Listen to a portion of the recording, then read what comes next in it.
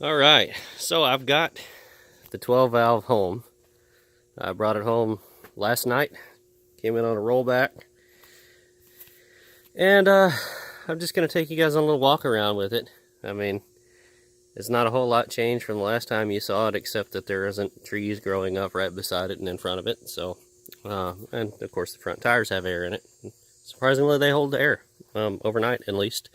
So, just a few body details. There's a dent in the fender. I think I can probably fix that. A little bit of rust in the wheel well areas on both sides and the front. Oh, what else? There's, little bits of rust here and there where the weather has gotten to it over the years, gotten in the rubber and stayed there, and it rusted the metal behind it. This truck actually used to be silver. I found that out when I opened the doors the first time.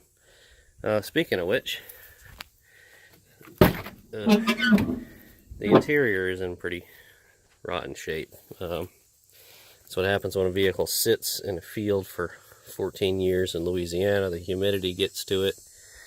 It basically just turns the inside into a humidor. Here's the bottom of the passenger seat. I guess that one's probably bad. It came off another truck or something, I'm betting. Carpet, pretty nasty. This was a work truck. I'll have to find a glove box for it. But like I said before, the dash isn't all busted up, so that's good. The key's there. It's got a line lock or something. I was just under it. There's no PTO, so it's not for a PTO. I think it's just a brake line lock instead of, the old pedal push park and brake. Headliner, obviously, is going to need to be replaced. I think I'm just going to try to find like an old a half-ton Dodge that's in decent shape, because they're in the junkyards everywhere, and some of them aren't completely roached like this one is. And see if I can get the interior parts that I need out of it. The hinges at least seem to be in decent shape. The door's not all loose, but it is a little rusty. Power windows and locks. We'll see if that shit works. So, the bed, well, look, inside of the bed is silver, so there you go. And I know you just saw it in the door jambs. The fenders, nicely, they're not all busted up like they usually are when you buy a Dodge dually that's old as hell. There used to be a fifth wheel hitch, or a gooseneck hitch, but there isn't anymore. But I do still have a decent, I guess, class 3 hitch. No rust holes in the body that I found, underneath or otherwise. The frame does have a lot of surface rust, but no pit rust, so it's not like it's a salt truck. It's the only spot that's really busted on the fenders I can see, and that I think I can probably stitch with some stainless wire, and I don't know, I might just cut the shit off.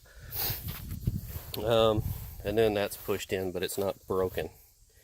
So I can probably push that out from the inside, we'll see. Lots of yummy moss. I'll have to pressure wash. I'm probably going to pressure wash this thing today. The only thing I am not a fan of is this damage to the latch and door assembly right here.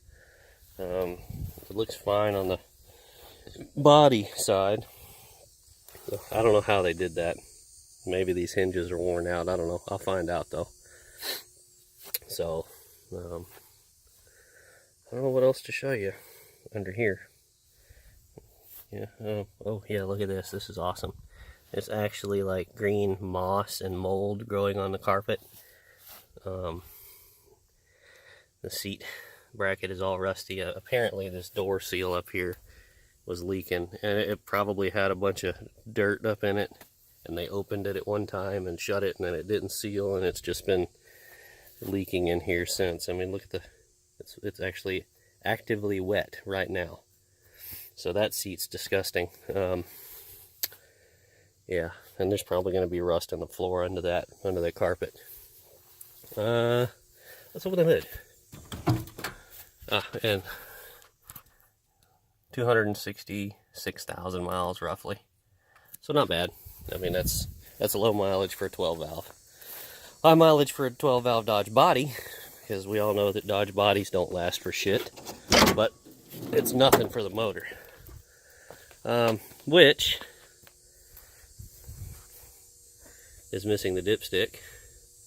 Has some kind of critter nest on top with little pooplets. I mean, there's enough dirt in the battery tray and on the cowl to grow a garden. Yeah, lots of neat stuff.